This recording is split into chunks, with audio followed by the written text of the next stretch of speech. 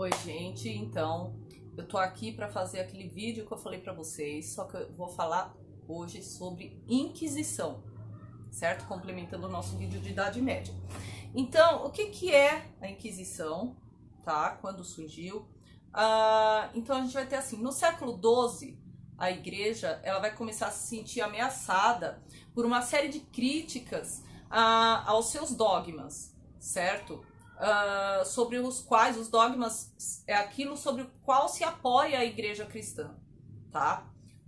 Essas críticas e dúvidas elas só aumentavam e contestavam a verdade absoluta da igreja católica. As mensagens que a igreja queria passar estavam sendo contestadas. Então, assim, pessoas que partilham destas ideias, que contestam a doutrina cristã, vão ser chamadas de hereges. Qualquer pessoa que vá contra o que a igreja católica prega é chamada de herege, certo? Primeiro passo. A gente não tem o momento exato do estabelecimento da Inquisição na Europa, tá? Só que em 1184 a gente tem um concílio que se chama Concílio de Verona e ele vai dispor fazer com que bispos visitem as cidades, as paróquias, certo? 2 vezes por ano, paróquias que são suspeitas de heresia. Isso já, certo? 1184. Só que para essa caça aos hereges ter efeito, a gente precisa que o Estado dê um apoio, certo? É uma coisa idealizada pela igreja, sim, mas a gente precisa que o Estado dê um apoio. E apesar da instituição religiosa, que era a Inquisição, ter sido idealizada pela igreja, pelo Papa, em todos os países que ela chegou a atuar, ela teve sim o apoio do Estado, dos soberanos, para poder atuar efetivamente. Apesar de todo o controle que a igreja fazia, ela não conseguiu conter, por exemplo, heresias como a dos cátaros, certo? O que é a heresia dos cátaros, por exemplo? Eles acreditavam que Deus podia ser feminino e masculino, eles eram vegetarianos, acreditavam em reencarnação, acreditavam numa dualidade bem e mal, e em alguns casos eles aceitavam até suicídio. Então isso ia muito contra, por exemplo, os dogmas católicos. A gente tem também os albigeneses, que também tá ali com eles, tem pouca coisa de diferença, alguma coisa de diferença, entre outros, por exemplo, tá? Na Península Ibérica, a gente vai ter um local distinto, e é principalmente ali que a gente tem o surgimento da Inquisição, Portugal e Espanha. A gente tem outros locais, mas Portugal e Espanha, principalmente Espanha, foi mais forte. Por quê? Porque lá a gente tem convivência de vários povos, então a gente tem muçulmanos, tem árabes, tem judeus, certo? E tanto a Inquisição medieval quanto a moderna, elas se apoiam em uma base em comum, certo? Qual é o princípio da Inquisição? Como que você fica sabendo que uma pessoa é um herege, tá? A denúncia, a delação, ou os rumores, certo? Então, o ideal para a Igreja Católica era manter a unidade intacta, certo? Em Aragão, a gente não tem a Espanha ainda como formada, Estado Nacional. Então, em 1314, a gente vai ter o primeiro auto de fé, tá? Que onde 6 pessoas vão ser acusadas de heresia e vão ser queimadas vivas, tá? Para a gente compreender a Inquisição, a gente vai lembrar da Igreja Católica como uma empresa. É uma instituição, tá? Que ela vai funcionar com uma hierarquia, com leis, com regras, com promessas e gratificações. Os infratores, eles são punidos e tem vários tipos de punições. Então, por exemplo, vai desde da excomunhão até o confisco dos bens, exílio, prisão perpétua, açoites ou as galeras. Galeras são aqueles barcos onde você tem que ficar remando, remando, tá? E por fim, a morte na fogueira, certo? Então, assim, eu vou falar no geral o fenômeno em Espanha e Portugal, primeiro, tá? O estabelecimento do tribunal na Espanha, a gente tem que entender uma coisa primeiro: coexistência de 3 comunidades no mesmo território: a cristã, a muçulmana e a judia.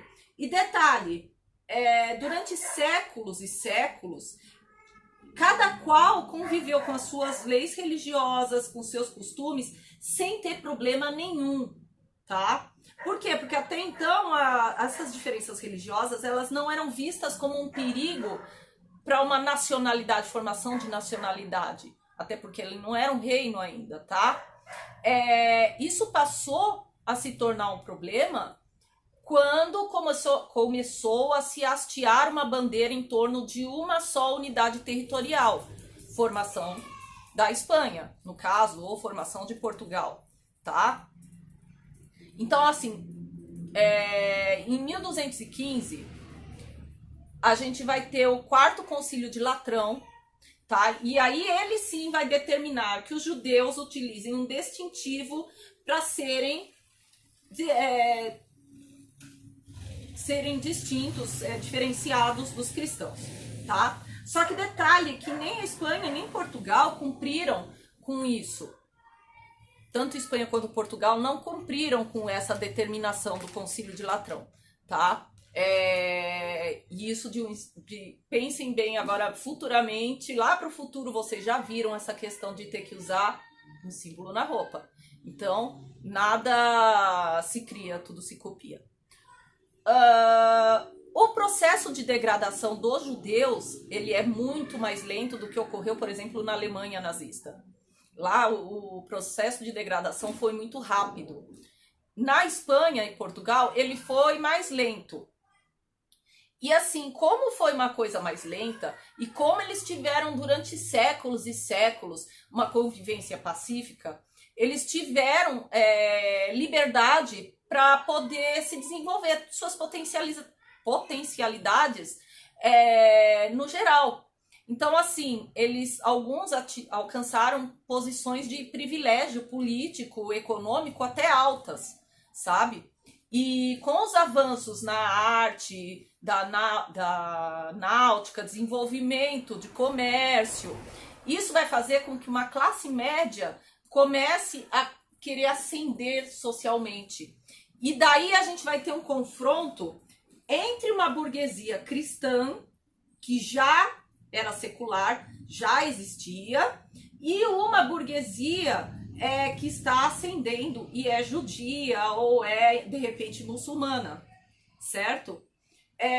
E com o tempo a gente vai começar a ter pedidos de restrições para as atividades desses judeus, principalmente para poder barrar a ascensão social deles.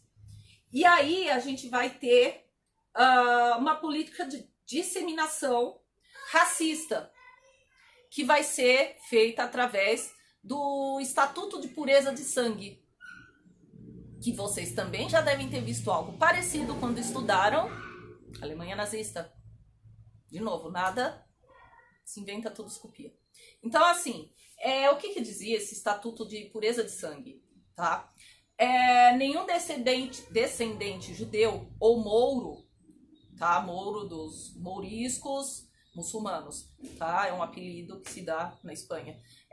Dos mouros, até a 7ª geração, poderia pertencer a corporações, poderia ter cargos públicos, poderia ingressar em universidade, poderia ingressar em ordens religiosas, nem militares, ou ter qualquer posto oficial, até a 7ª geração, tá?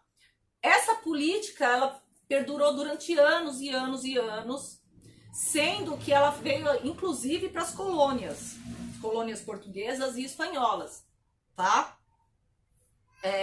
Vigorou, inclusive, no Brasil também, essa Estatuto de Pureza de Sangue. Então, quais são, vamos lá, os métodos de ação da Inquisição, tá? os crimes em geral, eles eram julgados por duas naturezas, tá? A gente tem o crime contra a fé. O que é um crime contra a fé? São crimes como judaísmo, protestantismo, blasfêmias, desacatos, coisas que falem contra a doutrina da igreja em si, o que está escrito geralmente no livro sagrado, o que a igreja prega. E a gente tem crimes contra a moral e os costumes, por exemplo, bigamia, sodomia, bissexualidade, enfim, tá?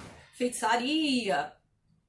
Em geral, os réus que são acusados de crimes contra a fé, eles têm uma pena mais forte do que quem foi acusado de um crime contra a moral e os costumes, tá? Geralmente a pessoa tem uma pena mais leve na moral e costumes. Qual é a base da Inquisição? Como eu falei, ela já vai ser a denúncia.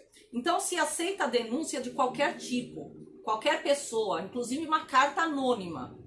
Ouvir dizer, por exemplo, eu ouvi dizer, que aquele meu vizinho ali, isso já é aceito, certo? Ou então suposições. Sabe aquela pessoa? Eu acho. O eu acho também é válido. Adoro um eu acho. Então, assim, o indivíduo ele vai ser denunciado, tá?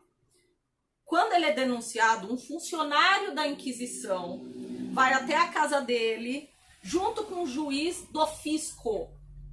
É isso mesmo, juiz do fisco, tá? Então ele vai até a casa dele e leva tudo o que ele tem na casa dele, tudo, certo? Lacra a casa, isso sem possuir prova nenhuma, só porque ouviu dizer, tá? Lacra a casa, tranca a casa, ninguém mais entra lá, só funcionários da Inquisição, certo? A família dele vai ficar na rua. Se ele tem crianças, vai ficar à mercê. Toda a família vai ficar sem casa, sem nada o que tiver dentro de casa. E a família fica à mercê da boa vontade dos vizinhos. Pessoal de fora. Porque eles não podem entrar mais na casa. Tá? No caso, se a pessoa é tida, mesmo fala assim, não, você foi acusada e você enfim, vai receber uma pena... os descendentes também são sentenciados e considerados infames por várias gerações e impedidos de participar da sociedade, como se fosse o estatuto de sangue mesmo, sabe? E você podia ser preso a qualquer momento, fazendo qualquer coisa, e você nunca saberia quem que te denunciou, qual foi a causa da denúncia, tá? Para se salvar, o réu, no caso, a pessoa que foi acusada, ela tinha que se confessar culpada, tá? E acusar pessoas, inclusive, da sua família. Porque se ele não acusasse pessoas, uma lista de pessoas, e assim, os inquisitores, eles tinham uma lista meio que já pronta, feita de denúncias anteriores. Então, eles seguiam essa lista. Se a pessoa não citasse os nomes da lista... a acusação, no caso, o que ele estava falando ia ser tido como uma confissão incompleta, tá? Então ele tinha que fazer tudo aquilo. Nesse caso, se a confissão ficava incompleta, falando, não, você não disse tudo que é verdade, tá faltando coisa, porque eles achavam que você estava escondendo coisa. Daí você vai para câmara de tortura, tá? No caso da câmara de tortura, a pessoa tá confusa, tá com medo, tá desesperada. Então pensem no caso, você tá indo para uma câmara de tortura, meu filho, você vai denunciar Deus e o mundo, você denuncia o bairro inteiro para se safar de lá, certo? E os inquisitores ficam super felizes e satisfeitos. Por quê? Porque, poxa, eles têm mais uma penca de nome para poder ir lá e apreender os bens e, enfim, fazer o seu trabalho, certo? Vamos lá, em quem que eles aplicavam a tortura? Ela era aplicada quando se achava que a confissão era insuficiente ou incompleta, tá? quanto mais débil a evidência do crime, mais severa era a tortura. Então a gente tem vários tipos de tortura para vários tipos, dependendo do crime, entre aspas, crime. Então a gente vai ter, por exemplo, retalhar a planta do pé, besuntar com manteiga e colocar no braseiro. Simples, né? Deve doer nada. A gente tem o potro. O que é o potro? Você é amarrado pelos pés e pelas mãos, certo? Isso vocês já devem ter visto em alguns lugares. E é esticado, justamente porque potro é um cavalo. Vocês já devem ter visto pessoas fazendo isso com cavalo. Vai esticando, certo? E aí, lógico, vai quebrar primeiro os ossos até retalhar cortar todas as carnes do corpo, certo? A gente tem a pole, é uma pessoa que é suspensa pelo teto. E geralmente ela tem um peso no pé. Então isso varia de alturas e alturas. E assim, você sobe a pessoa e deixa ela cair, mas antes de chegar no chão você para. Sabe? Muitos ficavam aleijados. Muitas pessoas ficavam aleijadas. A gente tem 1001 torturas que a gente pode ver. Tem a Dama de Ferro, para quem curte rock and roll. A Dama de Ferro, Iron Maiden. Um caixão com pregos que se fecha dentro, vocês já devem ter visto também. Uma das torturas para quem era pego como bigamia, homossexualidade, enfim, a gente tinha a pera. A pera, ela é um objeto, se parece com uma pera, nesse formato, e é introduzida nos orifícios que vocês estão imaginando mesmo, só que ela abre. Então, como se fossem facas aqui dentro. Quando coloca ali dentro, eles abrem e te rasga inteiro. Isso geralmente era feito para homossexuais, pessoal que era bígamo, enfim, tá? Entre 1001 outras. Por exemplo, tormento da água. A pessoa é deitada num modo mais inclinado, certo? Com a cabeça mais para baixo. Se coloca um pano e se joga água, de modo que a pessoa se asfixie. Então o pano mesmo em si, ele vai acabar entrando por aqui, depois muitas vezes eles puxam com tudo, a pessoa se asfixia, enfim. 1001 torturas, quem quiser procura, que tem pingando sangue para todo mundo que gosta. E detalhe, 15 dias antes do auto de fé, a pessoa não era torturada. Por quê? Para ninguém, a população em si, que ia assistir o auto de fé, não reparar nas marcas da tortura. Então, 15 dias antes, a pessoa não era torturada. Depois que ela ia para o auto de fé, se ela tivesse que voltar para o cárcere, aí beleza, aí retorna todas as torturas de novo, que tá tudo ok, tá? Antes da pessoa ser torturada, um médico avalia a situação da pessoa, falou, ela vai aguentar até tanto de tortura. Então, vai lá, manda ver. A pessoa vai assinar um termo por escrito, afirmando que caso ficasse aleijada ou algo acontecesse com ela, a culpa não era dos inquisitores, mas sim dele, porque omitiu informações na hora do interrogatório, certo? Depois, ele também assinava outro termo, tá?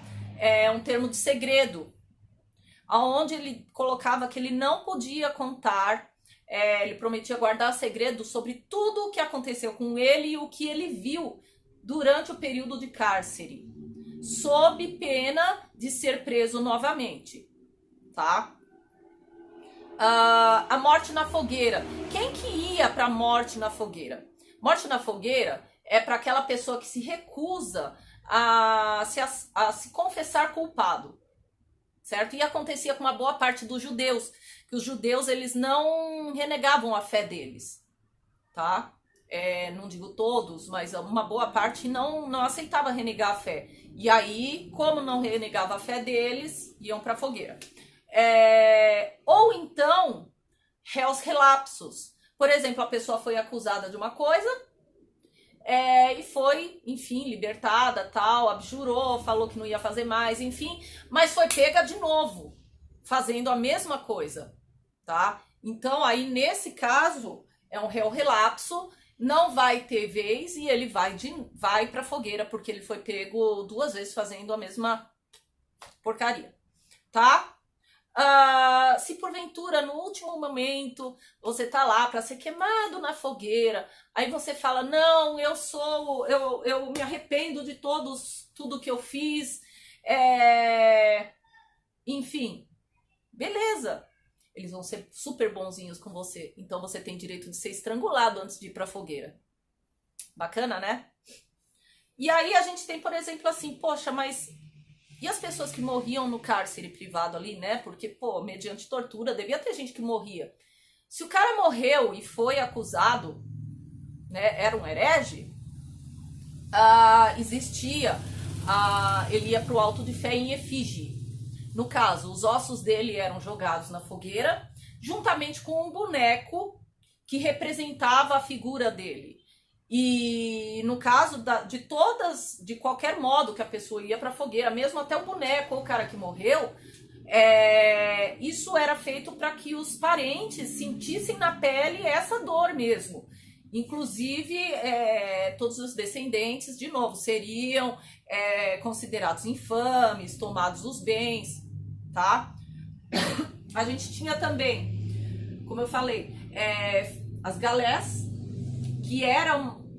Geralmente a pessoa era condenada a 5 anos de galés, era uma coisa triste, porque você ficar remando ali era muito pesada também esse tipo de...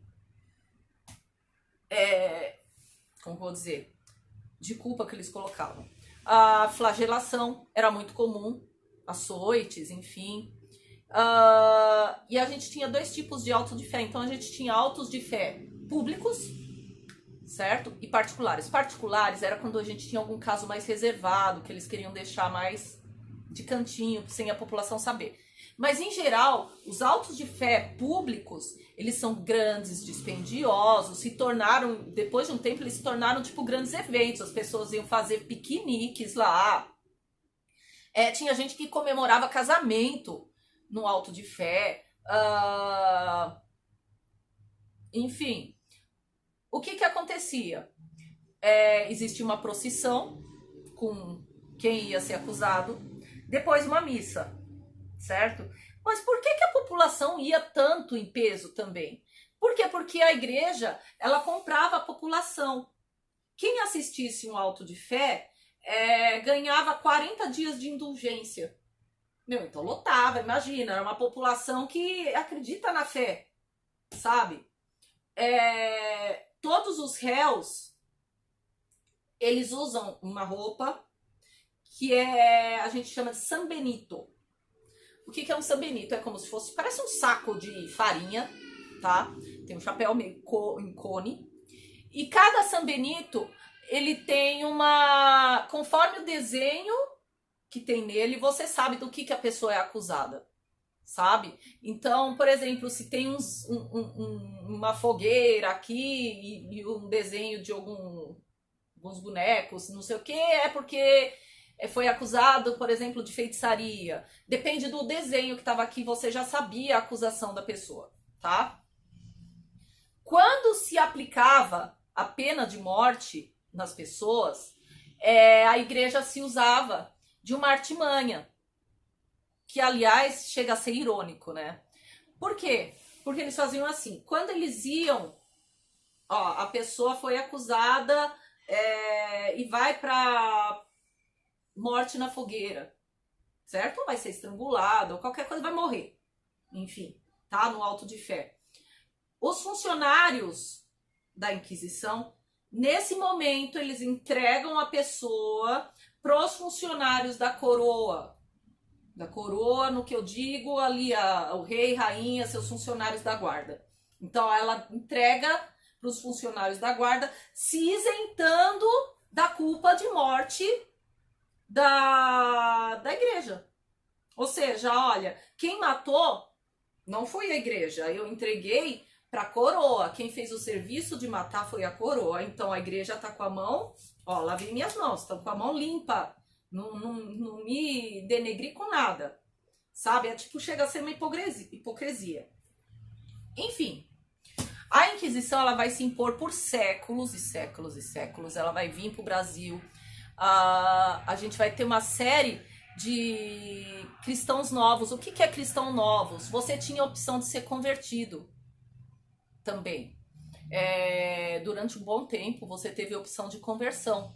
Então você era um judeu e você resolveu se converter ao catolicismo. Então você vai ser um cristão novo. Ou de qualquer outra crença, certo? Muitos cristãos novos se convertiam só para dizer e se livrar dos problemas e da perseguição, certo? Alguns realmente seguiam a prática, mas muitos não.